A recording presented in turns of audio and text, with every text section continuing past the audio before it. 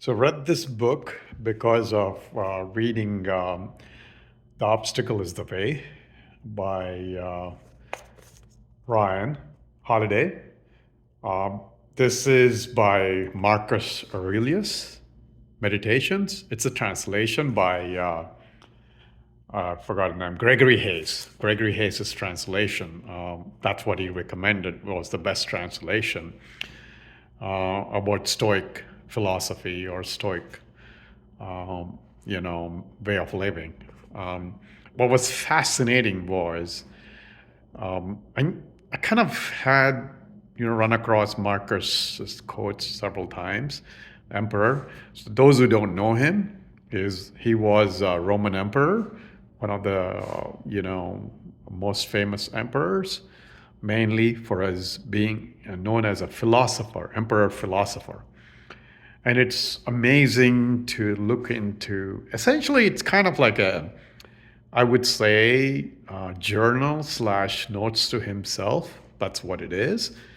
It wasn't a book per se, and so it's technically, I guess, 12 books or something like that.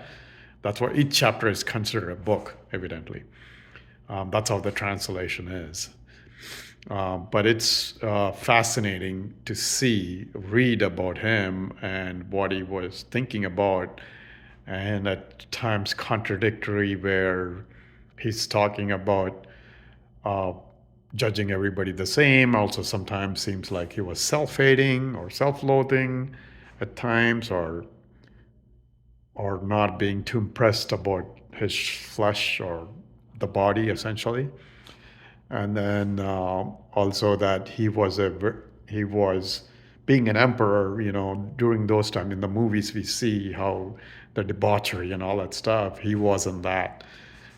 He was very into being the same person regardless of what was going on around him, which is what Stoic philosophy is about, like being in the present and dealing with things as they are, and always reminding himself. One of the things he constantly reminds himself is death, that it's going to be near and everybody will forget him, that he's not that important, which is a great way to live, right? When you stop thinking about the I, ego, then everything becomes easier, right? When you stop concentrating on yourself. Anyway, it's not an easy read, I would say, because sometimes it can seem discombobulated kind of, notes. Some are very powerful. Overall, worth reading if you're into Stoic philosophy.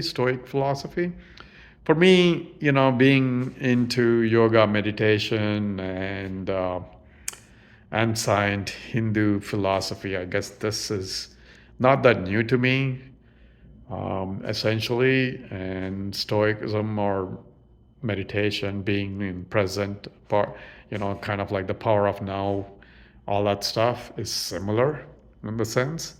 But curiosity led me to read this because some of his quotes are powerful. So, if you want to venture into Stoic philosophy, I would say, definitely worth to read.